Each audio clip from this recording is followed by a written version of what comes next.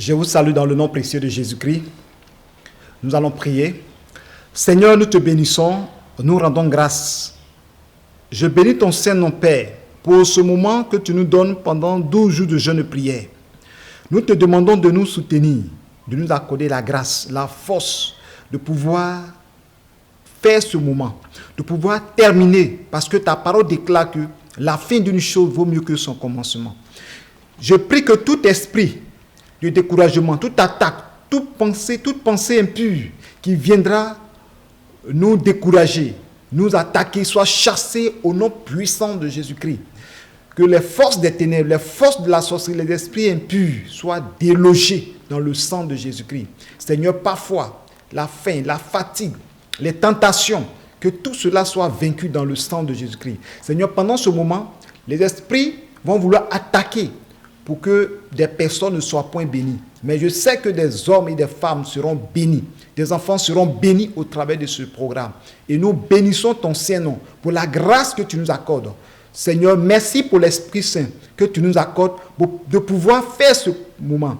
D'avoir la force d'aller jusqu'au bout. Saint-Esprit, viens nous inonder, viens nous remplir et viens inspirer ton serviteur afin de pouvoir enseigner, donner les messages de délivrance, de restauration. Que ton nom seul soit béni au nom puissant de Jésus-Christ. Nous chassons toute tentation diabolique, occulte des ténèbres. Les forces maléfiques soient vaincues dans le sang de Jésus. Seigneur, merci pour ta grâce et ta faveur. Au nom de Jésus-Christ, Amen. Soyez richement bénis dans le sang précieux de notre Seigneur Jésus-Christ. Aujourd'hui, c'est le premier jour de notre programme d'Alliance 12. Et c'est un programme, comme je l'ai déjà signifié, ça m'a été révélé au cours d'une méditation entre minuit et 1h du matin. Et le Seigneur, j'ai posé beaucoup de questions au Seigneur par rapport à mon ministère. Et compte tenu des obstacles, des blocages, des difficultés, et du coup, le Seigneur m'a emmené sur le nombre 12. Et quand il m'a parlé du nombre 12, j'ai commencé à chercher dans la Bible et le Seigneur me convainc, me donne l'inspiration, ouvre mon esprit pour comprendre. Et c'est ainsi que j'ai su dans la parole de Dieu qu'il y avait plusieurs fois que le Seigneur a parlé du nombre 12, depuis l'Ancien Testament jusqu'au Nouveau Testament. Et lorsque nous voyons ce nombre 12, cela était attribué aux enfants d'Israël. Mais lorsque Jésus est venu, nous voyons que le nombre 12 continuait au peuple d'Israël, à ses apôtres. Et plus loin, lorsque nous parlons dans l'Apocalypse, le livre de la Révélation, la Bible ne parle pas des enfants d'Israël, mais la Bible parle des 12 portes du ciel. Vous comprenez? Et c'est vrai qu'il y a le nom des enfants d'Israël sur les 12 portes, mais le Seigneur voulait nous montrer que le nombre 12 est le gouvernement de Dieu. Donc c'est une alliance que nous devons faire tous pour pouvoir rentrer dans la révélation de Dieu. Donc, bien-aimés, nous allons aller pas à pas. Jacob avait 12 fils. Et ces 12 fils qu'il a, avant qu'il ne meure, il a béni les 12 fils, c'est-à-dire chacun d'une bénédiction particulière. C'est-à-dire de Ruben jusqu'à Benjamin. Et tout enfant, tout fils d'Israël, tout fils de Jacob avait une bénédiction particulière. Et selon leurs œuvres sur la terre, c'est ainsi que leur père a béni ses enfants. Donc, lorsque nous prenons dans la Bible, dans Genèse 49, nous allons voir le premier fils de Jacob, Ruben. Et dans l'Alliance 12, le Seigneur m'a conduit à chercher à donner le sens des noms des enfants d'Israël. Ici, nous avons Ruben. Ruben veut dire voyer. Vous comprenez? Celui qui voit, voyez, regardez. Quand nous lisons dans Genèse chapitre 49, versets 3 à 4, il est écrit: Ruben, toi, mon premier-né, la force et les prémices de ma vigueur, supérieur en dignité et supérieur en puissance, impétueux comme les eaux, tu n'auras pas la prééminence, car tu es monté sur la couche de ton père. Tu as souillé ma couche en y montant. Vous comprenez? Et ici, il s'agit de Ruben. Ruben est le premier fils de Jacob. Mais qu'est-ce que Ruben va faire? Ruben va pécher. Et Ruben va coucher avec l'une des femmes de son père. Vous comprenez? Puisque Jacob avait 4 femmes. Il y avait 2 femmes légitimes et les 2 servantes aussi. Donc, Ruben va coucher avec la femme de son père. Ce n'est pas sa mère, mais l'une des femmes de son père. Et qu'est-ce qui va se passer? Quand le moment va arriver où Jacob devait bénir ses enfants, vous savez, en Israël, le premier fils, c'est celui qui est l'héritier. C'est celui qu'on appelle la prééminence, le premier-né. Et c'est une bénédiction. C'est le premier-né, on offre à l'Éternel. On donne à Dieu le premier-né. Mais ici, Jacob ne va pas donner la prééminence, c'est-à-dire le premier-né à Dieu. Et il ne va pas lui donner l'héritage du premier-né. Pourquoi? À cause du péché. Donc nous lisons la Bible, nous comprenons que il a dit, Ruben, toi mon premier-né, ma force est les prémices de ma vigueur, supérieur en dignité et supérieur en puissance. Impétueux comme les eaux, tu n'auras pas la prééminence. Vous voyez, il a béni son fils. Il lui a dit qu'il est supérieur, il est puissant. C'est-à-dire, c'est un enfant qui est courageux. Mais, dommage, tu ne peux pas être l'héritier, tu ne peux pas être à la tête de tes frères. Pourquoi? Parce que, car tu es monté sur la couche de ton père, tu as sué ma couche en y montant. Vous voyez, il est monté sur la couche de son père et il a sué la couche de son père en y montant. Cela veut dire quoi? Cela veut dire que Ruben a péché, Ruben a commis le péché sexuel. Vous comprenez? Et cela est très abominable. Mais vous voyez, les enfants d'Israël, le peuple d'Israël est différent de beaucoup de peuples. Si c'était de nos jours, les pères d'aujourd'hui allaient maudire l'enfant. Mais regardez très bien, le père n'avait pas maudit. Le père a dit simplement que, au lieu que tu sois à la tête, tu ne seras pas à la tête. C'est l'un de tes frères qui va prendre la tête. Mais néanmoins, il n'a pas maudit. Il a béni, mais il a perdu une place. Il a perdu sa prééminence. Il a perdu sa place d'héritier. Vous comprenez? Donc, dans l'Alliance 12, nous parlons de toutes ces choses. C'est pourquoi le premier jour, le thème du premier jour, c'est la repentance. La repentance. Il faudrait qu'on se repente parce qu'on ne peut pas s'approcher du Seigneur sans la repentance. Pendant ce programme-là, nous avons 12 jours. Donc pendant les 12 jours, il y aura 12 thèmes. Il peut même avoir des sous-thèmes. Donc, il faut passer d'abord par la repentance. Je vais vous expliquer pourquoi il faut passer par la repentance. Lorsque nous prenons dans le livre de Proverbes, chapitre 28, à partir du verset 13, il est écrit « Celui qui cache ses transgressions ne prospère point, mais celui qui les avoue et les délaisse obtient miséricorde. » Vous voyez, donc la repentance est très importante. Ne confondez pas la confession et la repentance. La confession, c'est dire ce qu'on a fait, sans regret. On peut confesser sans regretter. On peut dire non. Il y a des gens qui vont dire non, avant j'étais dans le monde de la sorcellerie, je faisais ça. Mais la personne peut confesser qu'elle est sorcière, mais elle ne s'est pas repentie, elle n'a pas abandonné. Alors que la repentance, c'est quand tu regrettes tes actes, lorsque tu as horreur du péché, tu as mal, tu regrettes tes actes, c'est-à-dire des choses que tu abhorres. C'est-à-dire tu n'aimes pas, tu regrettes, ça te fait mal. Pourquoi tu as fait ceci? Et tu sens que tu es humilié. Et même tu as humilié le Seigneur. C'est ça la repentance. La repentance, c'est un regret profond. Un regret profond et une décision dans le cœur pour dire, je ne vais plus jamais faire ça. Je ne vais plus commettre ce péché-là. C'est ça que la Bible appelle la repentance. Et la Bible nous dit que celui qui cache ses transgressions ne prospère point. Donc, nous allons un programme. Dans ce programme, il faudrait que nous nous repentions. Parce que s'il y a des choses cachées en toi, pendant que tu vas faire ces 12 jours, il n'y aura pas de bénédiction. Il n'y aura pas de combat. Les gens ne pourront pas combattre pour toi. Parce que tu caches tes transgressions. Dans ce programme, tu vas te repentir devant Dieu. Tu vas demander, Seigneur, pardonne-moi, j'ai péché, j'ai fait ceci, j'ai fait cela. Tu sais ce que tu as fait. À l'instant où je suis en train de te parler, un péché vient dans ton esprit. Et ce péché-là, commence sur ce péché-là. Parce que lorsqu'il y a le péché et que tu caches tes transgressions, la Bible déclare que celui qui cache ses transgressions ne prospère point. La Bible parle de la prospérité. La Bible déclare que je souhaite que tu prospères à tous égards comme prospère l'état de ton âme et sois en bonne santé. Vous comprenez? Donc, si tu veux prospérer et que tu caches tes transgressions, tu ne peux pas prospérer.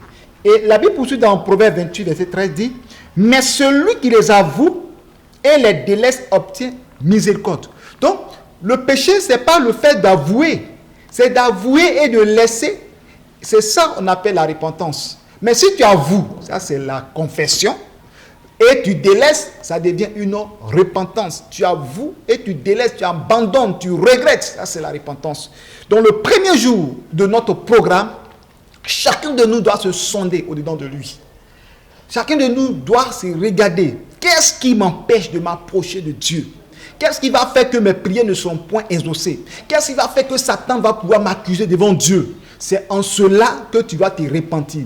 Sonde-toi, regarde-toi au-dedans de toi. Est-ce qu'il n'y a pas un péché caché dans ta vie? Je ne peux pas citer tous les péchés. Il y en a tellement que toi-même étant en ce programme-là, sonde-toi au-dedans de toi. Ça peut être le mensonge, ça peut être la colère, ça peut être l'impudicité, ça peut être la masturbation, ça peut être l'adultère, ça peut être l'incrédulité, ça peut être les mauvaises pensées, ça peut être les bavardages inutiles, ça peut être le fétiche, l'idolâtrie, la cupidité. Il y a tellement de péchés, l'ivrognerie. Toi qui trompes ton mari ou tu trompes ta femme, ça peut être l'inceste, où tu as eu des relations sexuelles avec tes propres parents. C'est ce que la Bible appelle l'inceste.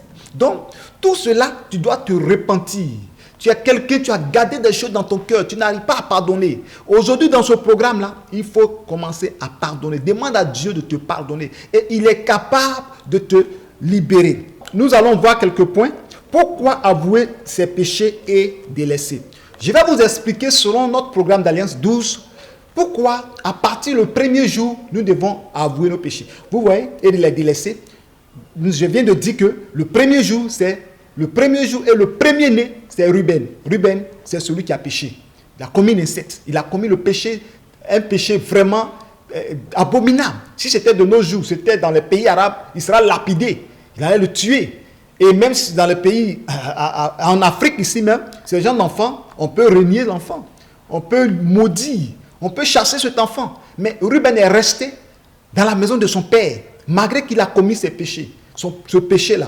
Son père ne l'a pas maudit. Mais son père, avant de mourir, a ôté ce qu'il devait avoir. A ôté son chandelier, a ôté sa place. Vous comprenez? Donc, le péché, quand tu pèches, le diable t'accuse, le diable fait de sorte que ce que tu dois avoir de Dieu, tu ne peux pas avoir. Ça bloque. Donc c'est pourquoi dans ce programme-là, il faudrait que nous commencions par la repentance. Je vais expliquer pourquoi il faut avouer ses péchés et délaisser. Car le diable est un accusateur. Le diable accuse. Si tu as un péché en toi, c'est pourquoi la Bible déclare que nous serons purifiés par le sang de Jésus et nous aurons des robes blanches. Devant le trône de Dieu, il ne faudrait pas que nos robes soient tachetées. Tacheté de sang, tacheté de la boue, tacheté de tout ce qui est impur. Donc, nous devons nous présenter devant le Seigneur avec une robe pure. Alléluia. Donc, mes bien-aimés, nous parlons de pourquoi nous devons abandonner le péché. C'est parce que le diable est un accusateur. Nous lisons ce passage dans Zacharie chapitre 3, à partir du verset 1, que je lis. Il me fit voir Josué le souverain sacrificateur debout devant l'ange de l'Éternel et Satan qui se tenait à sa droite pour l'accuser. Vous voyez, il a eu une vision, Zacharie a eu une vision où il a vu Josué qui est arrêté devant l'Éternel, le souverain sacrificateur, devant l'ange de l'Éternel, il est arrêté là. Et à côté de lui, il y a Satan qui était là pour l'accuser. Et vous allez comprendre pourquoi Satan l'accusait. Nous lisons, l'Éternel dit à Satan, que l'Éternel te réprime. Satan, que l'Éternel te réprime, lui qui a choisi Jérusalem. N'est-ce pas là un tison arraché du feu? Or, Josué était couvert de vêtements sales et il se tenait devant l'ange. Il se tenait debout devant l'ange. L'ange, prenant la parole, dit à ceux qui étaient devant lui, ôtez-lui les vêtements sales. Puis il dit à Josué, vois, je t'enlève ton iniquité et je te revêt d'habits de fête. Je dis qu'on mette sur sa tête un turban pur et il mit un turban pur sur sa tête, et ils lui mirent des vêtements. L'ange de l'Éternel était là. L'ange de l'Éternel fit à Josué cette déclaration, le verset 7, ainsi parle l'Éternel des armées, si tu marches dans mes voies, si tu observes mes ordres, tu jugeras ma maison et tu garderas mes parvis, et je te donnerai libre accès parmi ceux qui sont ici. Vous comprenez? Pourquoi Satan a accusé Josué? Josué portait une robe sale. Le vêtement de Josué était sale. Donc Satan avait le plein droit d'aller se présenter devant Dieu pour dire, regarde, ton souverain sacrificateur est impur. Il est sale, il a porté un vêtement sale. Lorsqu'on parle de vêtements dans la Bible, on parle du cœur. Donc Josué avait quelque part le cœur impur, de pensée, de souillure. Josué n'était pas propre en ce moment-là. Vous voyez? Donc Josué était devant Dieu, devant l'Éternel. Et Satan s'est présenté. Vous savez, lorsqu'il y a le péché, où il y a le péché, Satan se présente là. Si Josué était pur, Satan n'allait pas se présenter là. C'est parce que Josué était impur. Sa robe était sale. Donc le péché attire les esprits. Le péché attire les démons. Le péché ouvre la porte aux esprits impurs. Et il vient devant l'Éternel même, devant Dieu lui-même. Et Satan se présente. Satan sait que celui qui est impur, celui qui est sale, ne peut pas rentrer dans le royaume des cieux. Satan sait que celui qui est rempli de péché ne peut pas rentrer au ciel. Donc pourquoi toi, Dieu, tu vas faire rentrer Josué alors que son vêtement est sale? Mais il oublie une chose, que le Seigneur a le pouvoir, la capacité de changer la robe de Josué. Il a le pouvoir, la capacité de purifier la robe de Josué. Bien aimé, Josué, sa robe a été optée. Et on lui a donné une robe blanche, un turban blanc, un turban pur. Et Josué est maintenant, Satan s'est retiré de lui. Parce que quand on dit que l'Éternel te réprime, c'est-à-dire quoi? Satan, que l'Éternel t'arrête. Tes expressions que tu amènes sur Josué, là, tais-toi. On n'a pas besoin de ça ici. Amen. L'Éternel te réprime. Arrête tes paroles. Arrête tes condamnations sur Josué. Vous comprenez? Donc le souverain sacrificateur, l'homme de Dieu, il n'était pas capable de rentrer dans le royaume. Mais il y a une grâce particulière. On lui a donné des ordres. Si, Josué, tu marches dans la parole de Dieu. On a dit ainsi par l'Éternel des armées. Si tu marches, verset 7 de Zacharie 3, dans mes voies, et tu observes mes ordonnances, tu jugeras ma maison et tu garderas mes parvis. Je te donnerai libre accès parmi ceux qui sont ici. Jésus n'était pas encore mort, mais c'était dans une vision où Josué ses vêtements étaient sales.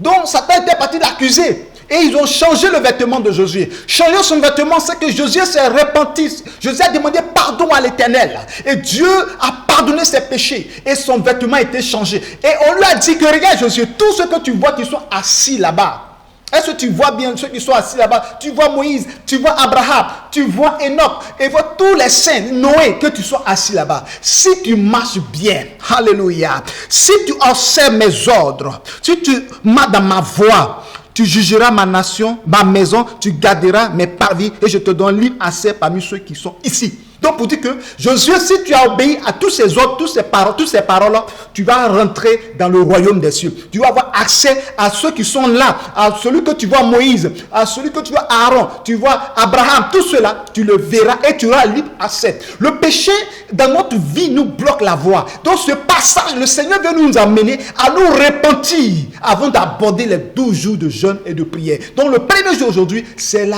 repentance. Repens-toi. Premier point. Le péché nous amène Satan à nous accuser. Jésus a été accusé, on vient de lire ça. Nous prenons encore un deuxième point. Le péché empêche la main de Dieu d'agir en nous. Vous comprenez? Quand il y a le péché dans la vie d'une personne, c'est vrai que tu vas faire les 12 jours de jeûne de prière, mais laisse-moi te dire que, on va lire un passage dans le livre d'Ésaïe. Lisons Ésaïe 59 à partir du verset 1. Non, la main de l'Éternel n'est pas trop courte pour sauver, ni son oreille plus trop dure pour nous entendre. Mais ce sont vos crimes qui mettent une séparation entre vous et votre Dieu. Ce sont vos péchés qui vous cachent sa face et l'empêchent de vous écouter. Car vos mains sont souillées de sang et vos doigts de crime. Vos lèvres profèrent le mensonge. Votre langue fait entendre l'iniquité. nul ne se plaint, etc. Alléluia. La Bible déclare que ce n'est pas parce que Dieu a une main courte. Dieu est Dieu. Le monde entier est entre les creux de ses mains. Et pourquoi Dieu ne nous sauve pas? Pourquoi Dieu ne nous délivre pas? Ce n'est pas parce que ses oreilles sont dures pour nous entendre. Nos prières que nous faisons, Dieu entend nos prières. C'est parce que Dieu ne nous voit pas. Le Seigneur nous voit. Mais lorsque nous nous levons et nous adressons la prière à Dieu, à cause du péché, la Bible déclare que lorsque nous ouvrons la bouche, le Seigneur bouche ses oreilles parce qu'il ne veut pas écouter. Lorsqu'il entend, parce que de nos bouches, ça sort le mensonge. Il y a le mensonge, il y a des blasphèmes, il y a des choses abominables que nous faisons avec nos bouches. Donc quand nous levons la voix que nous prions, le Seigneur bouche ses oreilles et ne veut pas nous écouter. Et lorsque le Seigneur veut nous regarder, à cause de nos mains que nous soulevons, que nos mains sont remplies de sang, le Seigneur ne regarde point. Le Seigneur se bande les yeux. Vous voyez? Donc le péché nous éloigne de Dieu. Le péché fait que le Seigneur ne peut pas nous délivrer. Ne tend pas sa main vers nous. Donc c'est pourquoi le premier jour, nous devons demander pardon à Dieu. Parce que beaucoup ont entendu ce programme de 12 jours, parce que c'est un programme de prière, un programme de déclaration. Oui, c'est vrai. Parce qu'on veut voir Dieu se manifester dans notre vie. C'est vrai. Mais avant de nous approcher de Dieu, il faudrait que nous soyons saints. Car la Bible déclare que soyez saints, car moi-même je suis saint. Amen. Soyez saints, nous devons être saints parce que Dieu nous-même est saint. Nous devons nous approcher de lui d'un cœur pur, d'un esprit pur, d'une âme pure, d'un corps pur. Nous devons nous approcher de Dieu de toute pureté. Que Dieu nous bénisse. Donc, nous comprenons que dans le livre de Romains chapitre 3, verset 23, il est écrit que car tous ont péché et sont privés de la gloire de Dieu. Dans Romains 3, 23, il est écrit que car tous ont péché et sont privés de la gloire de Dieu. Tous ont péché. Donc quand il y a le péché dans ta vie, tu ne peux pas bénéficier de la gloire de Dieu. Tu ne peux pas bénéficier de la bénédiction de Dieu. Aujourd'hui, il y a des personnes qui pêchent et ça va dans leur vie. Ce n'est pas Dieu qui les a bénis. Satan veut les emmener à l'enfer. Donc, ils ne se répandent pas, ils vivent dans le péché, ça marche chez eux, leurs entreprises marchent, leurs activités marchent, leur ministère marche, des hommes de Dieu, leur ministère marche, ils vivent dans le péché. Non, ce n'est pas Dieu. Ils sont loin de Dieu. Satan les encourage à se vautrer toujours dans le péché. Pour que le jour qu'ils vont mourir, ils vont se retrouver avec Satan dans les temps de feu. Vous comprenez? Donc, le Seigneur dit, car tous ont péché et sont privés de la gloire de Dieu. Donc, j'ai dit à quelqu'un qu'il n'y a pas quelqu'un sur cette terre, à part Jésus, qui n'a jamais péché. De notre ancêtre Adam jusqu'à Jean, qui est dans l'Apocalypse, qui a vu Jésus dans le royaume des cieux, tous ont péché. Mais la Bible déclare que le Seigneur Jésus-Christ est venu pour nous purifier de tout péché. Est-ce que vous comprenez? Donc, le péché nous prive de la gloire de Dieu. Nous allons récapituler pour que vous puissiez comprendre. Pour ceux qui nous prennent la marche, d'abord, le péché fait de sorte que le diable nous accuse. Deuxièmement, le péché nous éloigne de Dieu. Le péché de la gloire de Dieu. Nous allons voir encore un autre point encore. Le péché empêche la délivrance et la guérison. Vous voyez, dans la Bible, dans ce programme, il y a des malades. Il y a des personnes qui n'arrivent pas à enfanter. Il y a des personnes qui ont des fibromes. Il y a des personnes qui sont paralysées. Il y a des personnes qui ont des problèmes, des maladies, on peut dire incurables, cancer, autres maladies, le sida, le Covid-19, quelle que soit la maladie. Vous voyez? Mais pour que le Seigneur puisse te guérir, diabète, de toute maladie, hypertension, que le Seigneur puisse te guérir, il faudrait que le péché ne soit point dans ta vie.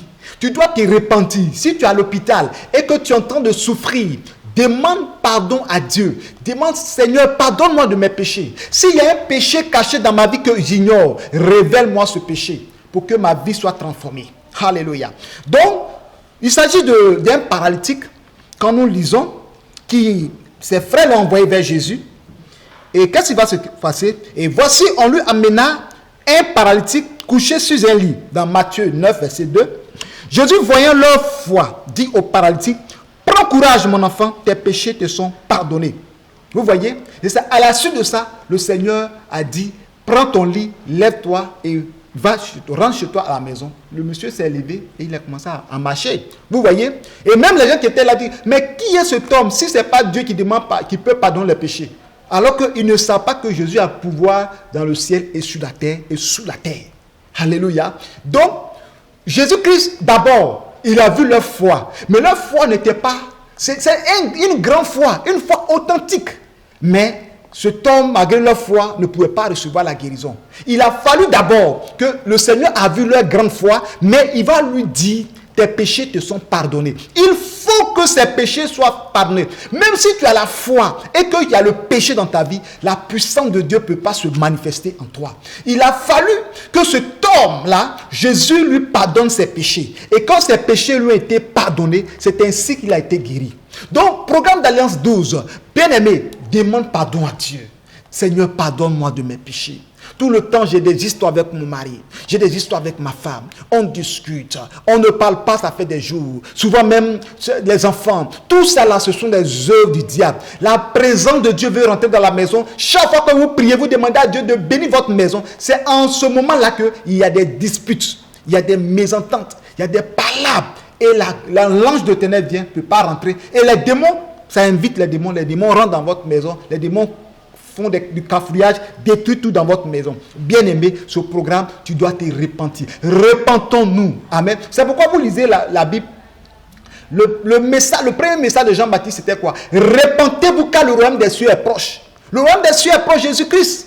La vie éternelle. Donc Jésus arrive. Mais comment? Il vient vers vous. Mais repentez-vous pour que le Seigneur vienne vers vous. Vous comprenez? Et vous lisez la Bible. Jésus aussi a dit la même parole. Repentez-vous car le royaume des cieux est proche. Nous devons aller au ciel. Nous devons aller dans le royaume des cieux. Donc nous devons nous repentir. Alléluia. Nous prenons un autre point encore. Pourquoi il faut te repentir dans ce programme de 12 jours d'alliance? Le péché empêche la victoire. Pourquoi nous devons nous repentir? Le péché empêche la victoire. Vous voyez dans le livre de Josué chapitre 7, verset 1 à 26, que je vais vous expliquer. Les enfants d'Israël, vous savez, ils ont fait le tour de Jéricho. 7 jours.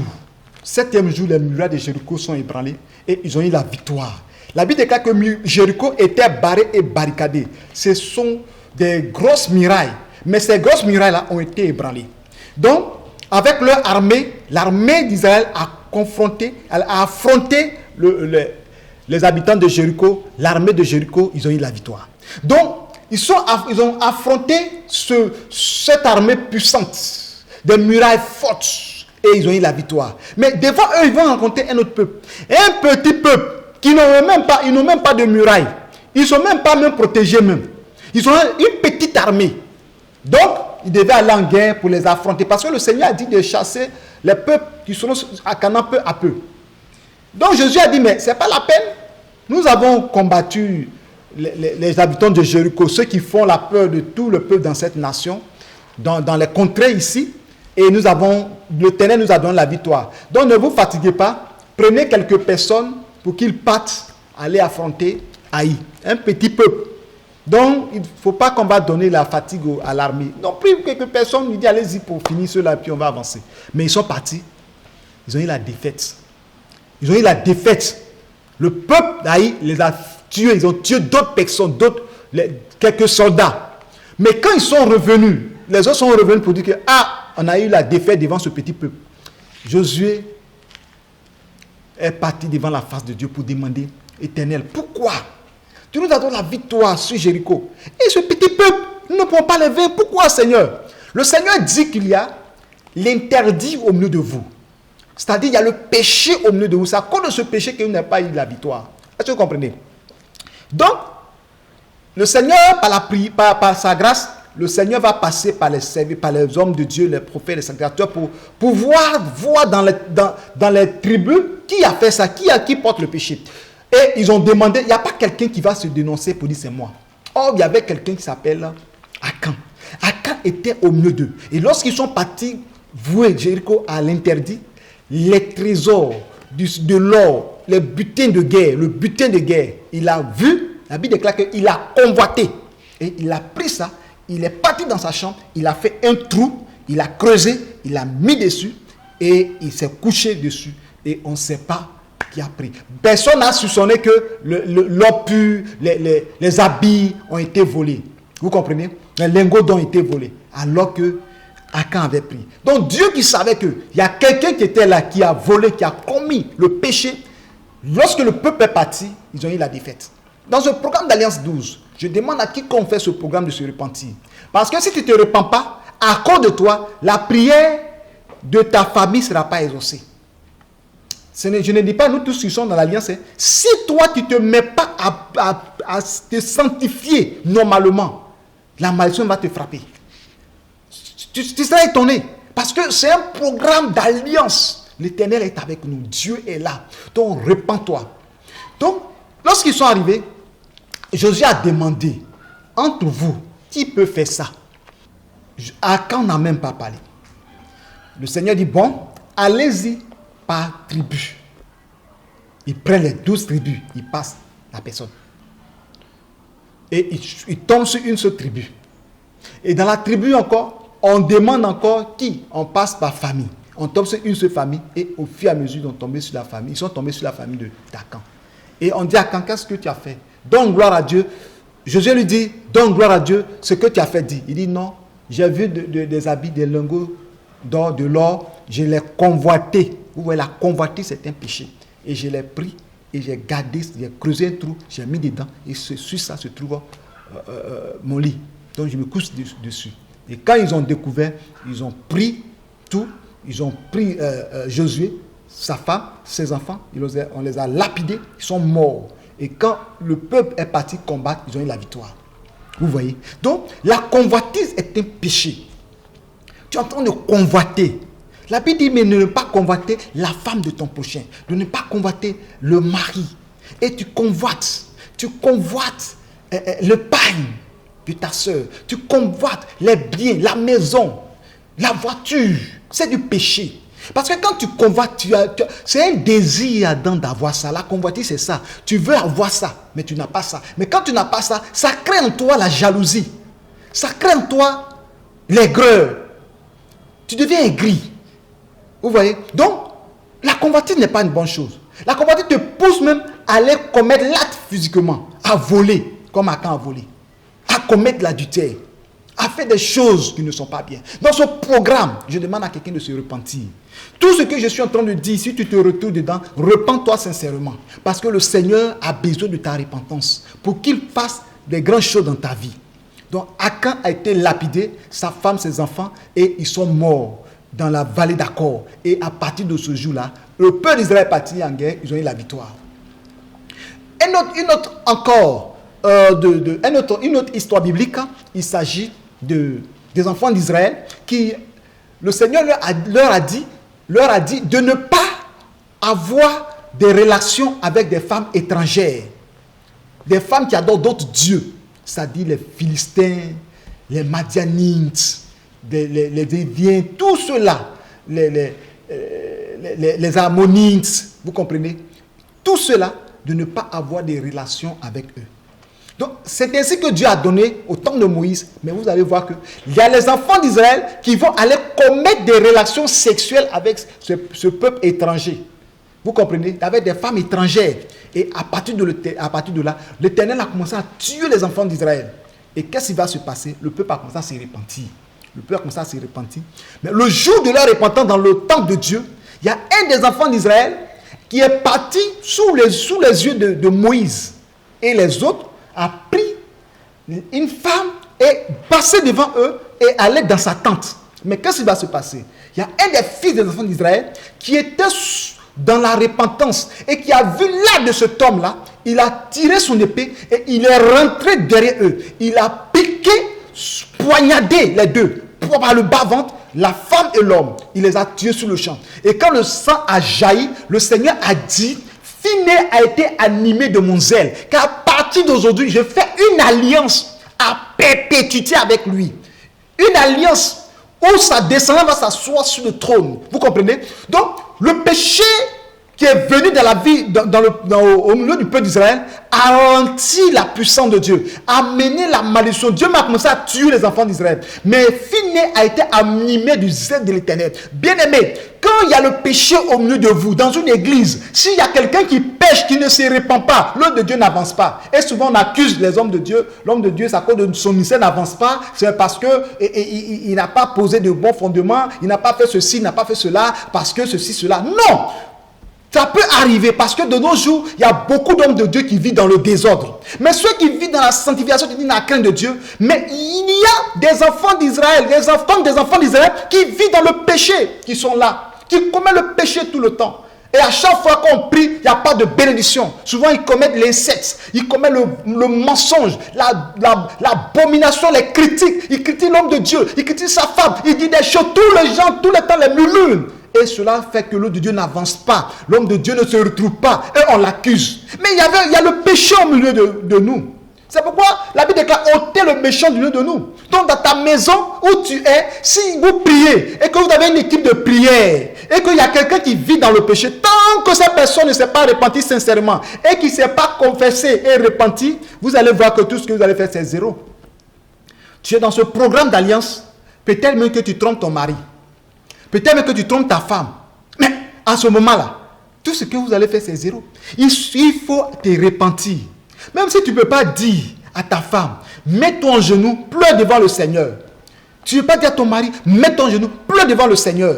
Vous savez, il y a des personnes que le Seigneur peut permettre que tu te repentes. Il y a des femmes qui peuvent dire à leur mari que chérie, je t'ai trompé. Le monsieur peut pardonner facilement, peut comprendre pourquoi c'était dans quelles circonstances sa femme a chuté, ou bien dans quelles circonstances le mari a chuté. Ça peut se comprendre. Et ce genre de personnes peuvent pardonner facilement, comprendre. Mais il y a des personnes qui ne vont jamais comprendre, qui ne vont jamais te pardonner. Vous comprenez? On dit de confesser le péché. Mais tu vas dire à ton mari, mais ça va aller jusqu'au divorce. Ça va être des trucs terribles. Vous comprenez? Je n'encourage pas ceux qui commettent l'adultère. Je n'encourage pas ceux qui commettent le péché sexuel ou font des choses en cachette. Mais je vais dire par là que Dieu ne va pas permettre que tu dises et que ton foyer soit brisé. Va devant la face de l'Éternel. Va voir un homme de Dieu. Répands-toi sincèrement. Répands-toi sincèrement et abandonne ce péché. Ne recommence plus. Si tu recommences, le Seigneur lui-même va te dévoiler aux yeux de tout le monde. Vous comprenez? Donc, cet homme-là, depuis qu'il a été tué, Israël a été libéré. Israël a été délivré. Nous continuons. Le péché nous ferme les portes du ciel. Amen. Quand vous lisez la Bible dans le livre d'Apocalypse chapitre 22, verset 15, qu'il est écrit, dehors les chiens, les enchanteurs, les impudiques, les meurtriers, les menteurs, etc. Dehors. Vous voyez, il ne peut pas. Il ne peut pas. Ils ont été chassés à la porte du royaume. Qui dit, Seigneur, je t'ai servi. Seigneur, j'ai prophétisé en ton nom. Seigneur, j'ai fait cela. J'ai servi, j'ai fait cela, j'ai fait des dons, j'ai construit des églises, j'ai apporté de l'argent à telle personne, j'ai financé l'œuvre de Dieu, je me suis occupé des orphelins, je me suis occupé des veuves, j'ai fait ta volonté. Le Seigneur dit, je ne vous ai jamais connu, serviteur d'iniquité. Vous comprenez? Il dit, dehors. Donc, le péché t'empêche de rentrer au ciel. Donc, si tu vois et que tu fais ce programme d'Alliance 12, tu dois, la première des choses, c'est de la repentance. Demande pardon au Seigneur de te pardonner. Il est capable, il a tout pouvoir de te pardonner. Quand tu vas te repentir sincèrement, le Seigneur t'accordera la grâce et la faveur. Soyez richement bénis dans le nom puissant de Jésus-Christ de Nazareth. Le péché nous rend esclaves de nos biens. C'est-à-dire, il nous rend esclaves et il nous prive de nos biens. Vous comprenez? C'est-à-dire, il nous rend esclaves et nous prive de nos biens. Juge chapitre 6, 1 à 8. Juge chapitre 6, 1 à 8. Il s'agit des enfants d'Israël. La Bible déclare que les enfants d'Israël ont fait des choses qui ont déplu à l'Éternel. Vous comprenez? Et l'Éternel les a livrés entre les mains des Madianites. Et les Madianites venaient détruire leur production, les chassaient, détruire leur culture, et ils étaient obligés d'aller se cacher dans les cavernes de montagne. Donc les Madianites étaient venus, ils ont eu l'autorité sur les enfants d'Israël. Pourquoi? Parce que les enfants d'Israël ont péché contre l'Éternel. Ils ont péché contre Dieu. Donc il y a eu l'ouverture des portes. Donc l'ennemi vient, il frappe. Ils sont obligés de fuir. Il y avait des prophètes qui étaient là, mais le prophète pouvait faire quoi? Il ne pouvait rien faire parce que le peuple a péché. La prière du prophète n'a plus d'effet. Il n'y a plus de force parce que le peuple vit dans le péché. Aujourd'hui, nous voyons dans nos églises des personnes qui vivent dans le péché, qui viennent faire les offrandes, qui viennent donner des dîmes. Homme de Dieu, bénis ma vie. Mais cet argent-là, c'est l'argent de la prostitution. Vous comprenez? Ou cet argent, c'est l'argent du vol. Il y a des gens qui s'en ont volé et puis ils viennent à l'église, donnent la dîme. Ils donnent des dons. Ils disent oui, je vais donner à Dieu pour que Dieu me protège. Non! La Bible déclare que Dieu n'a pas besoin des offrandes d'un chien. Le regard des chiens, ça dit que quelqu'un vend son chien et puis il envoie l'argent dans l'église. C'est ce que la Bible dit. Mais ici, on parle du péché. Le péché que tu commets, il ne faut pas avoir ton argent dans l'église. Soit disant que tu es en train de soutenir le. Tu es un escroc. Tu soutiens le. Tu es dans la rue, tu es un corps habillé, tu escroques les gens et puis l'argent tu prends, tu vas venir donner 10. C'est de l'argent abominable. C'est l'argent du péché. Vous comprenez? C'est quelqu'un qui a la main sale, la main dans le sang. Vous partez dans les braquages où tu tues les gens, où tu fais des choses, tu tues les gens. Et puis l'argent de l'héritage, tu as tué les parents et puis tu prends l'argent de l'héritage pour venir faire offrande à l'église. Mais tu es maudit. Tu es maudit. Cet argent-là, Dieu n'a pas besoin. C'est pourquoi vous voyez la plupart, beaucoup d'églises n'avancent pas parce qu'il n'y a pas le discernement. Lorsque nous, les hommes de Dieu, sommes dans la difficulté, tout l'argent qui arrive, on prend pour faire l'œuvre de Dieu. Dieu ne veut pas qu'on mélange ce qui est impur à ce qui est pur. C'est pourquoi il a dit que la lumière et les ténèbres ne peuvent pas cohabiter. La lumière et les ténèbres ne peuvent pas cohabiter. Est-ce que vous comprenez? La lumière et les ténèbres ne peuvent pas cohabiter. Il faudrait que l'argent qui doit rentrer dans la maison de Dieu soit l'argent pur. C'est pourquoi le Seigneur même aime les prémices. Tout ce qui est premier, tout ce qui est pur, il agrée ça. Donc les enfants d'Israël étaient obligés d'aller se cacher dans les cavernes de montagne à cause du péché. Lorsque un prophète s'est révélé à eux, tu leur as dit que aujourd'hui vous souffrez parce que vous avez abandonné l'Éternel votre Dieu. Il vous a fait sortir de l'Égypte. Il a divisé la mer Rouge. Vous avez traversé le Jourdain. Vous avez mangé la manne. Tout ce que vous avez fait, aujourd'hui vous allez oublier l'Éternel. C'est pourquoi vous allez livrer entre les mains de vos ennemis. Mais bien aimés, quand ils se sont repentis, c'est là que le Seigneur a suscité un libérateur, Gédéon. Et Gédéon a été celui-là que Dieu a utilisé pour libérer le peuple d'Israël. Et ses ennemis, tous les ennemis d'Israël ont fui.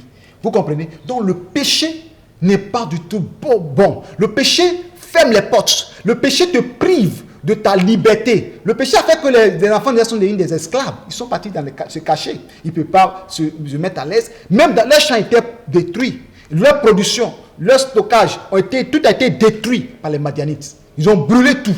Vous comprenez? C'est le péché. Donc, bien aimés, comprenons cela. Le péché conduit à la mort. Quand nous lisons dans le livre de Romains chapitre 6, verset 23, car le salaire du péché, c'est la mort, mais le don gratuit de Dieu, c'est la vie éternelle en Jésus-Christ, notre Seigneur. Le salaire du péché, c'est la mort. Donc, quand nous sommes dans la maison de Dieu, que nous péchons, nous allons mourir. Hein? La mort va nous prendre tout à l'heure.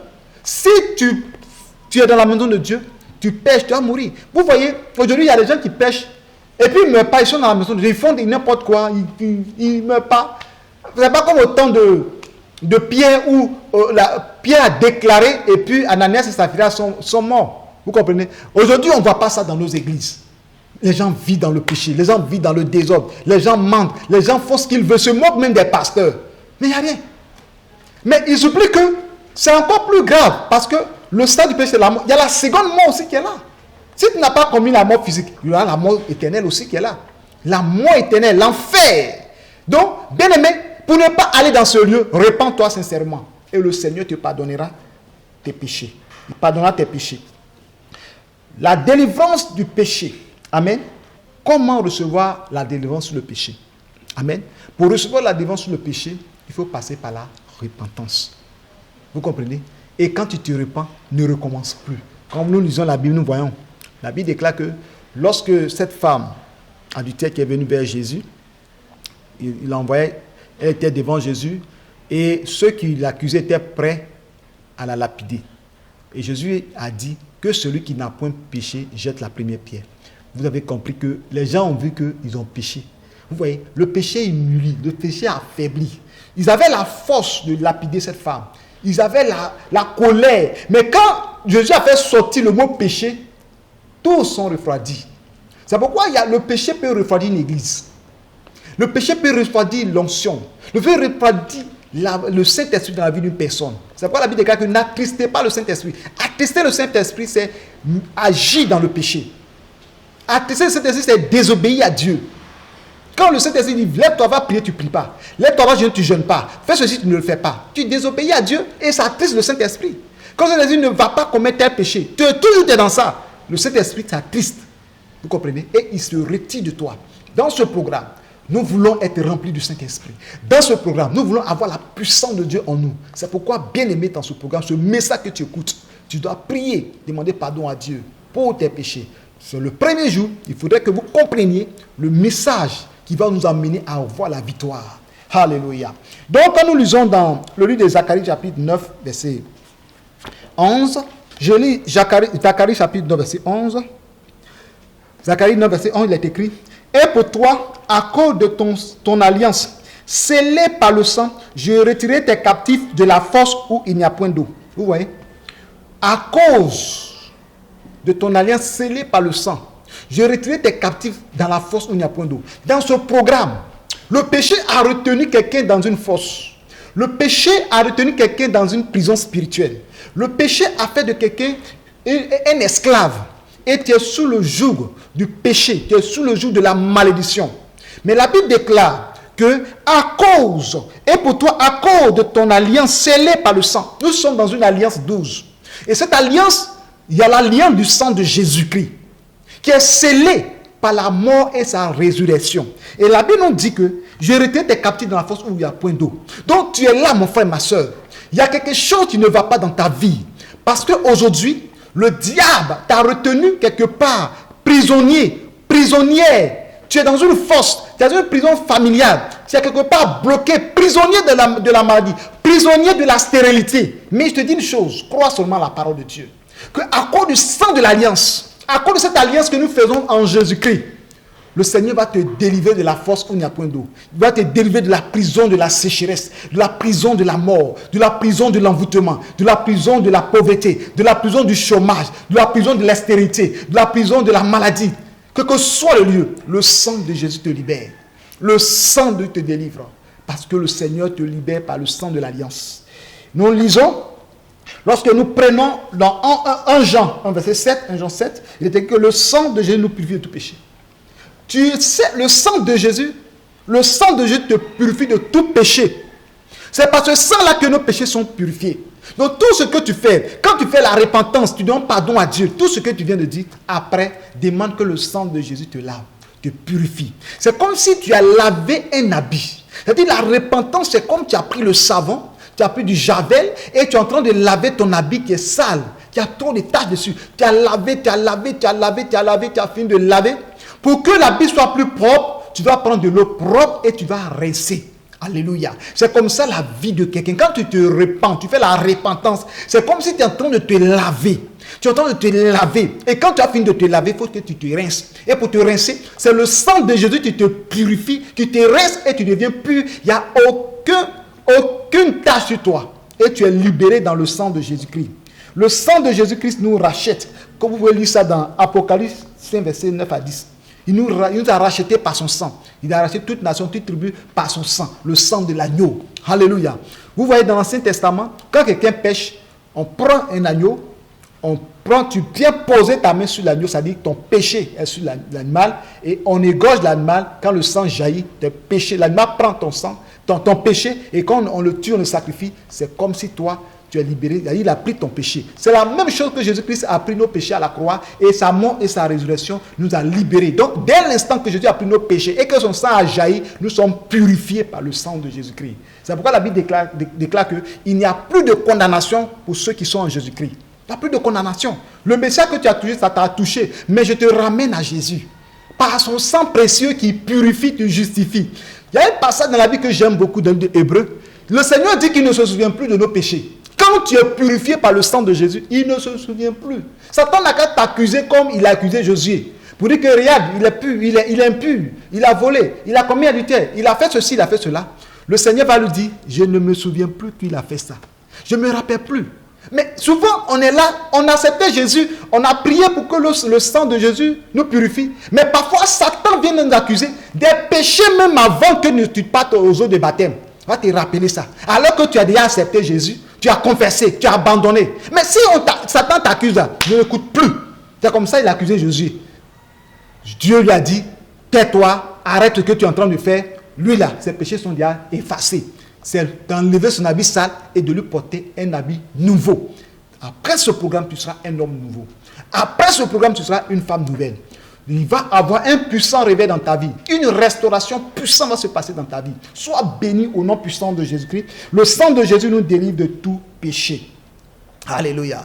Il y a un cantique qui dit: de tout péché, Jésus peut te pardonner. De ta maladie, Jésus peut te guérir. C'est en Jésus-Christ on peut trouver le vrai bonheur. Le vrai bonheur en Jésus-Christ. La vraie vie en Jésus-Christ. Alléluia. Amen. Alléluia. Bien-aimé, c'est merveilleux d'avoir Jésus-Christ. Jésus est Seigneur. Il règne dans ta vie. Que le Seigneur nous bénisse. Nous continuons. La purification à tous les niveaux dans notre vie. Vous savez, quand nous parlons de la repentance, nous parlons de la sanctification, nous ne devons pas nous arrêter à un seul niveau. Lorsque nous parlons de la purification, il faudrait que notre esprit, âme et corps soient purifiés. Nous lisons dans 1 Thessaloniciens 5, 23. Dans 1 Thessaloniciens 5, 23, l'apôtre Paul a dit que votre être entier, votre esprit, l'esprit, âme et corps soient purifiés, soient irréprochables, irrépréhensibles au jour de l'avènement de Christ. Donc lorsque nous parlons de la sanctification, nous devons penser à notre esprit, à notre pensée, à l'état de notre cœur. Vous comprenez? Donc quand tu pries, demande à Dieu de purifier ta conscience des œuvres mortes, de purifier ta pensée, de purifier ton cœur. Alléluia. Parce que le sang de Jésus-Christ doit purifier ton esprit et doit purifier ton âme. Quand vous lisez la Bible, vous allez voir que Jacob a dit dans Genèse 49 à 6 que lorsqu'il bénissait ses enfants qui sont partis même tuer, il dit que mon esprit ne s'unisse pas à leur assemblée. C'est-à-dire l'esprit de Jacob, là, il dit que mon esprit ne rentre pas dans vos colères pour aller tuer les gens. Moi, j'ai un esprit pur. Je vais avoir un esprit pur. L'esprit de tuer là, ce n'est pas en moi. Donc quand il prophétisait sur eux, il dit non, que mon esprit ne rentre pas dans votre colère. Il les a bénis, mais il a dit non.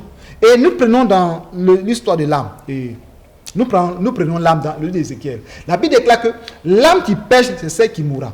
Lorsqu'on parle du péché de l'âme, il s'agit de la sorcellerie. Vous comprenez?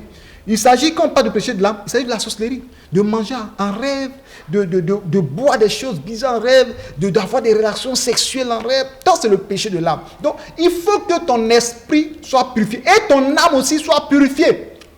Nous lisons aussi dans Romains 6, 13, la Bible déclare que ne livrez pas vos membres au péché. Donc, tes mains peuvent pécher, tes yeux peuvent pécher, tes oreilles peuvent pécher, ta bouche peut pécher, tes pieds peuvent pécher, ton corps entier peut pécher. Alléluia. Donc nous devons prier dans les trois niveaux de l'homme. L'esprit, l'âme et le corps. Donc quand tu demandes à Dieu de te purifier, demande à Dieu de purifier ton esprit, de purifier ton âme et de purifier ton corps, ta chair. C'est en cela que ton être entier sera irrépréhensible. Il y a des personnes on ne va pas pécher. Parce que tu ne l'as jamais vu aller commettre adultère. Tu ne l'as jamais vu voler. Mais il commet adultère dans son cœur. Vous voyez? C'est pourquoi la Bible déclare que celui qui regarde la femme de son prochain et qui convoite dans son cœur a déjà commis l'adultère. Vous voyez? Alors, cet homme-là, le jour, devant le trône de Dieu, on dit tu as commis adultère. Il va dire non, je n'ai jamais commis adultère. Mais devant Dieu, rien n'est caché. Et sa pensée sera dévoilée devant les saints anges, devant les hommes. Et lui-même sera dans la route. Dans ce programme, il faudrait que ton esprit, âme et corps soient purifiés. Demande à Dieu de purifier ton esprit, de purifier ton âme, de purifier ton corps, et tu seras irrépréhensible selon 1 Thessaloniciens 5, 23. C'est là que nous allons nous arrêter et nous allons passer par la prière. Tu vas dire Père, répète après moi, Père, pardonne-moi tous mes péchés. Père, pardonne-moi de tout péché, commis volontairement comme involontairement. Donc, où tu es là, Commence à prier. Mets ton genou et prie. Demande pardon à Dieu. C'est comme ça l'Alliance 12. L'Alliance 12, c'est la prière. Après l'enseignement, on prie, on demande pardon à Dieu de nos péchés. Prie le Seigneur. Seigneur, je prie notre Dieu, je te demande pardon, Seigneur. Moi qui suis devant toi, Seigneur, j'ai péché en esprit, en pensée. Il y a des choses peut-être que je pense que c'est du bien. J'ai fait du bien alors que c'est du péché devant toi. Je te demande pardon, Seigneur. Moi qui suis en train de parler du péché, Seigneur, je ne suis pas irrépréhensible devant toi. Je te demande pardon, notre Dieu. Pardonne mon esprit, Père. Pardonne mon âme. Pardonne mon corps. Pardonne mon être entier. Dans le nom puissant de Jésus-Christ. Seigneur, je prie notre Dieu pour tous ceux qui ont fait ce programme. Seigneur, qui ont péché, qui ont fait des choses qui ne n'ont point ton nom. Seigneur, nous voulons te demander pardon. Nous te demandons pardon, Seigneur. Je demande pardon, oh Seigneur, pour la sœur. Je demande pardon pour le frère. Je demande pardon pour cet homme. Je demande pardon pour cette dame. Seigneur, pardon, Seigneur, pour leurs enfants, pour leur maison, Seigneur. Ils ont péché. Ils ont fait des choses qui t'ont point honoré. Ils ont fait des choses qui t'ont point glorifié, Seigneur. Il y a des disputes dans la maison. Il y a des mésentendances, Seigneur. Il y a des querelles, Seigneur. La colère, le manque de pardon. Seigneur, nous te demandons pardon. Pardonne, Seigneur, tes enfants qui ont fait cette alliance, qui vont rentrer dans un nouveau départ avec toi. Seigneur, un réveil arrive dans la vie de ses frères et sœurs. Je demande pardon. Je demande pardon pour leur vie. Je demande pardon pour leur cœur. Je demande pardon dans leurs pensées, dans leur âme, Seigneur. Des choses, Seigneur, que ces personnes ont faites, notre Dieu. Oh Seigneur, je demande pardon. L'impureté, la masturbation, l'adultère, l'impudicité, le mensonge, l'assassinat, le meurtre, Seigneur, les crimes, des choses abominables, Seigneur, la souillure. Je demande pardon. Pardon, Seigneur, ce peuple. Pardonne tes enfants de ces péchés où Satan veut les accuser, veut les emmener à l'enfer. Satan veut les emmener à ne pas être bénis, à ne pas être délivrés. Satan veut qu'ils soient toujours esclaves du péché. Seigneur, notre Dieu, la Bible déclare que celui qui avoue ses transgressions et les délaisse obtient miséricorde, Seigneur. Je prie notre Dieu. La Bible déclare dans le livre de Proverbes, celui qui casse ses transgressions ne prospère point, mais celui qui les avoue et les délaisse obtient miséricorde, Seigneur. Seigneur, voici tes enfants qui veulent obtenir la miséricorde, ta miséricorde dans leur vie, Seigneur. Ils sont en train d'avouer leurs péchés. Ils sont en train de demander pardon. Ils sont en train de demander pardon. Seigneur, pardonne tes enfants. Pardonne. Priez où tu es. Commence à prier. Demande pardon à Dieu. Demande pardon à Dieu. Tu peux t'élever pour marcher ou tu peux te mettre en genoux même pour demander pardon à Dieu. Pleurer devant le Seigneur. Pleurer devant l'Éternel, parce que le diable veut t'emmener à rester comme ça, à demeurer dans le péché. Prie le Seigneur, demande pardon à Dieu, demande pardon à Dieu, demande pardon pour les péchés commis, demande pardon pour le mensonge, demande pardon pour la nourriture que tu manges en rêve, demande pardon pour la boisson, demande pardon pour l'alcool, demande pardon pour la sorcellerie. Tu es quelqu'un qui vit dans l'inceste. Quelqu'un qui est de la colère. Parfois, tu es parti consulter. Tu as abandonné parfois la main de Dieu. Tu es devenu, un moment, tu as rétrogradé. Le Seigneur même ne te dit plus rien. La parole de Dieu ne te dit plus rien. Tu es même fâché contre ton pasteur. Tu es même fâché contre des frères parce qu'ils t'ont blessé. Tu ne veux pas laisser tomber. Tu ne veux pas pardonner. Aujourd'hui, c'est le temps de pardonner. De demander pardon à Dieu. Demande pardon à Dieu de ce que tu n'arrives pas à pardonner. La Bible déclare que si vous ne pardonnez pas aux autres, à vos frères, vous aussi, vos péchés ne seront pas pardonnés. Alors demande pardon à Dieu pour que ta vie, le Seigneur t'accepte, pour que le Seigneur fasse de grandes choses dans ta vie, pour que ce que tu souffres comme maladie, cette maladie quitte en toi. Prions, demande pardon, Seigneur, je prie, je demande pardon pour des frères, des soeurs en ce programme qui souffrent, qui sont malades, mais la maladie, l'origine c'est la malédiction, l'origine c'est le péché. Seigneur, nous te demandons pardon. Et regarde, Seigneur, tes enfants qui ont fait cette alliance, qui ont fait leur offrande, Seigneur, qui ont cru à ce programme, qui ont cru en toi, Seigneur, et qui savent que par ce programme, tu vas les délivrer, tu vas les libérer. Seigneur, pardonne leur péché, notre Dieu, car il veut s'approcher de toi. Seigneur, notre Dieu, purifie leurs mains de sang, purifie leur vie, Seigneur, sanctifie leur esprit, sanctifie leur âme, sanctifie leur corps, au nom puissant de Jésus-Christ de Nazareth. Tu continues de prier et tu vas demander à Dieu de te laver par le sang de Jésus. Quand nous lisons dans Zacharie 9, verset 11, il dit, à cause de l'alliance scellée par ton sang, je délivrerai tes captifs dans la fosse où il n'y a point d'eau. Alors quand le sang de Jésus va te laver, quand le sang de Jésus va te purifier, tu seras libre. Prie le Seigneur, continue de prier. Seigneur, je prie notre Dieu. Et je réclame le sang de Jésus-Christ dans mon esprit, dans mon âme et dans mon corps. Je réclame le sang de Jésus-Christ dans la vie de tous ceux qui font ce programme. Que le sang de Jésus-Christ purifie l'esprit, l'âme et le corps au nom puissant de Jésus-Christ. Que leur vie soit sanctifiée, que leur vie soit purifiée, que leur vie soit justifiée au nom puissant de Jésus-Christ. Seigneur, je prie que, Seigneur, les cœurs soient purifiés de ton sang, les pensées soient purifiées de ton sang au nom puissant de Jésus-Christ de Nazareth. Agis pleinement notre Dieu. Agis pleinement notre Seigneur. Manifeste-toi pleinement dans le nom puissant de Jésus-Christ. Bien aimé, vous savez, dans ce programme, je ressens qu'après ce programme, il y aura la délivrance, il y aura la restauration, il y aura le réveil spirituel dans la vie de plusieurs personnes. Que le Seigneur vous bénisse. Maintenant que le sang de Jésus t'a lavé, tu vas réclamer maintenant, tu vas demander le Saint-Esprit de venir habiter en toi. Car le Saint-Esprit s'est retiré de toi à cause du péché. Le Saint-Esprit s'est attristé à cause du péché. Le Saint-Esprit ne se manifeste plus comme avant à cause du péché. Le Saint-Esprit n'est plus en toi. Tu ne ressens plus la joie de vivre. Tu ne ressens plus la joie de méditer la Bible. Tu ne ressens plus la joie de prier. Parce que lorsque tu vas prier, tu es fatigué, tu es énervé. Même quand on dit prions, tout t'énerve. Il y a une colère qui vient dans ton cœur. Tu vas demander pardon à Dieu pour que le Saint-Esprit habite dans ton cœur. Pour que tu puisses avoir la joie quand on te dit venez prier. Quand on te dit allons à l'église, tu es content. David a dit que je suis dans la joie quand on me dit allons dans la maison de l'Éternel. Alors pourquoi toi, quand on dit de lire la Bible, tu es fâché? Quand on lit la Bible, tu as sommeil. Quand on dit de lire la Bible, venez, on va prier. C'est là la colère vient dans ton cœur. Tu vas demander pardon et demander au Saint-Esprit de rentrer dans ton cœur, de faire de toi son temple. Car la Bible déclare que nous sommes le temple du Saint-Esprit. Commence à prier et réclame le Saint-Esprit. Demande au Saint-Esprit de venir habiter en toi, de venir te remplir.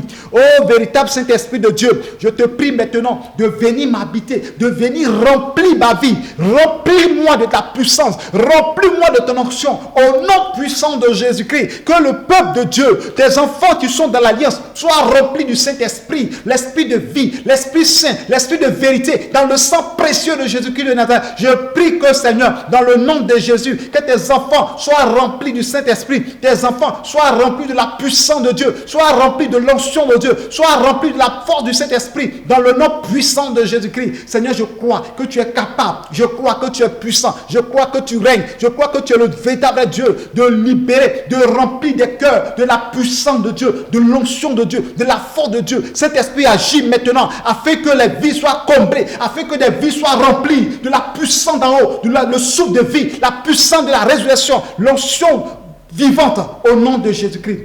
Lève tes mains et reçois la grâce de Dieu au nom puissant de Jésus-Christ de Nazareth. Je vais prier encore.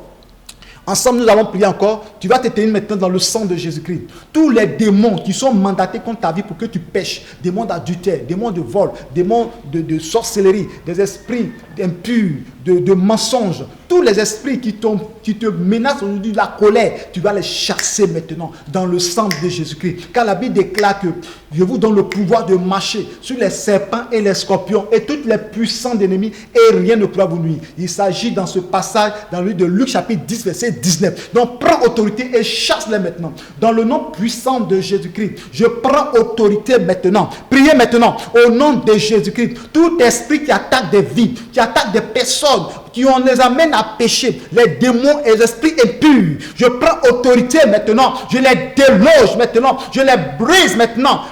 Prie là-bas, n'écoute pas ma prière, je prie pour toi, mais tu pries pour toi aussi.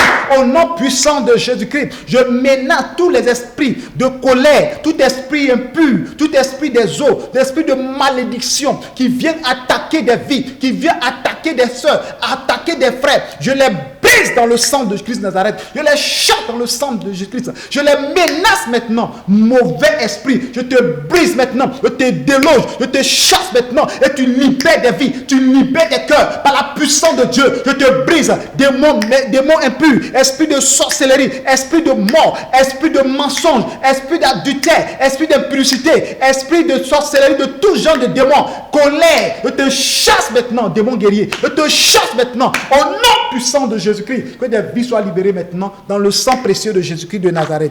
Dis amen très fort. Je vais prier maintenant pour toi. Tu vas fermer les yeux. Mets-toi dans une position. Je vais prier. Seigneur notre Père, notre Dieu, toi qui nous as donné cette force de commencer ce premier jour, la repentance. Seigneur, je prie maintenant dans le nom puissant de Jésus-Christ que tout esprit de sorcellerie soient chassés. D'abord, Seigneur, pardonne le péché de tes enfants parce que nous venons de parler de la repentance. Ce que tes enfants ont fait aujourd'hui, d'autres sont en train de pleurer, d'autres en train de vraiment regretter leur situation. Se dit, mais pourquoi cela m'est arrivé? Seigneur, pourquoi? Ça, c'est la vraie repentance. Seigneur, souviens-toi des pleurs de tes enfants. Souviens-toi, Seigneur, de leur manière de prier actuellement, de crier à toi, Seigneur, de gémir dans leur maison, du lieu où ils sont, Seigneur. Souviens-toi d'eux. Pardonne-leur, notre Dieu. Tu as dit dans ta parole, je ne mettrai point dehors celui qui vient à moi. Alors, Seigneur, voici tes enfants. Par cette alliance de 12, Seigneur, ils s'approchent de toi. Aujourd'hui, c'est le premier jour. Ils s'approchent de toi, Seigneur. Ils demandent pardon. Ils regrettent leur acte, ce qu'ils ont fait, Seigneur. Ils regrettent leur péché, notre Dieu. Pardonne leur péché. Pardonne leurs actes, notre Dieu. Oh Père. Aie pitié, notre Dieu. Aie pitié de leurs péchés. Aie pitié de leurs transgressions. Tout ce qu'ils ont fait, Seigneur, qui n'a point honoré ton nom. Ils te demandent pardon. Nous te demandons pardon, Seigneur. Et nous demandons, Seigneur, de leur donner aussi la force de ne plus retomber, de ne plus tomber dans le même péché, de ne plus retomber dans l'impureté, de ne plus tomber, Seigneur, dans l'œuvre de la sorcellerie, de ne plus tomber, Seigneur, dans les œuvres, Seigneur, des commérages, des critiques, Seigneur, qui sortent de là, des palabres, des disputes dans les foyers, dans les maisons, entre amis, Seigneur. Donne la force de ne plus commettre ces choses. Et je prie que tu les laves par ton sang précieux. Que tu les purifies par ton sang précieux. Et accorde-les l'Esprit de Dieu, le Saint-Esprit, aujourd'hui même, de rentrer dans leur vie, de faire d'eux ou d'elles des nouvelles créatures. Car la Bible déclare que si quelqu'un est en Christ, les choses anciennes sont passées, voici, toutes choses sont devenues nouvelles. À partir de ce programme, Seigneur, que cette soeur devienne une nouvelle soeur. Ce frère devient un nouveau frère. Cette famille devient une nouvelle famille. Des choses extraordinaires doivent se passer dans leur vie, afin de leur accorder la grâce et le succès, la lumière qui vient du ciel, la faveur de Dieu au nom puissant de Jésus-Christ. Seigneur, manifeste ta gloire, manifeste ta puissante main. Seigneur, je prie maintenant, tous les esprits qui sont chassés et qui sont encore en train de rôder autour de leur maison, que l'ange de l'Éternel les balaie et les envoie au plus profond de l'abîme, que les anges les combattent jusqu'à leur dernier retranchement. Au nom puissant de Jésus-Christ de Nazareth, que les anges les balaient, que la puissance de Dieu, le vent de l'Orient les emporte loin de la vie. Au nom puissant de Jésus-Christ, Seigneur, je prie de balayer, de briser les esprits méchants, de déstabiliser leurs œuvres. Je paralyse le pouvoir. Au nom puissant de Jésus de Nazareth, Seigneur, agis maintenant. Accorde le réveil. Seigneur, nous désirons une chose ardente. Ce n'est pas la bénédiction financière. Ce n'est pas la bénédiction, oh Seigneur, matérielle que nous cherchons. Nous désirons une chose ardente. Le réveil spirituel. La vie de prière. La vie de jeûne.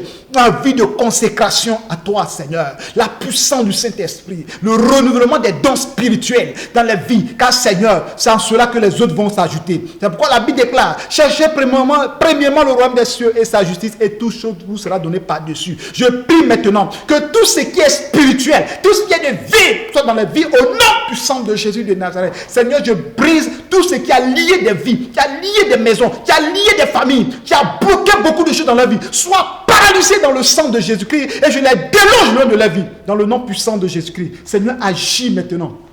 Et libère le cœur, libère des vies, Seigneur, libère des pensées. À l'instant où je prie, qu'il y a des malades qui s'élèvent, qu'ils marchent, notre Dieu, au nom puissant de Jésus. Tu es malade, lève-toi et marche, parce que Jésus t'a pardonné, Jésus t'a guéri. Ouvre tes yeux et regarde, tes yeux s'ouvrent. Écoute maintenant la voix, tes yeux sont ouverts. Maintenant, regarde, le fibrome tombe maintenant. La maladie d'aujourd'hui, je déclare le réveil spirituel, la puissance du Saint-Esprit. Reçois la grâce de Dieu sur ta vie.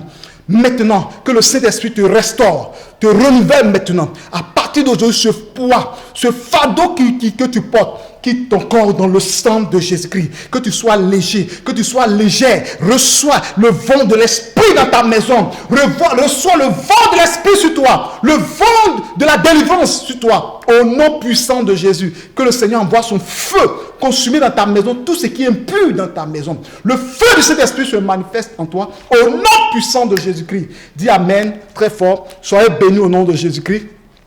C'est la première partie du programme. Et nous allons continuer. Par la grâce de Dieu, que le Seigneur donne la force de pouvoir continuer. Et c'est le premier programme.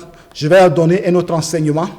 Chaque jour, il y a des points de prière, il y a des enseignements que je donne. Ça peut être 2 ou 3 ou même un seul enseignement. Tout va dépendre de l'inspiration du Saint-Esprit, l'orientation de Dieu. Que le Seigneur vous bénisse. À tout à l'heure. Shalom.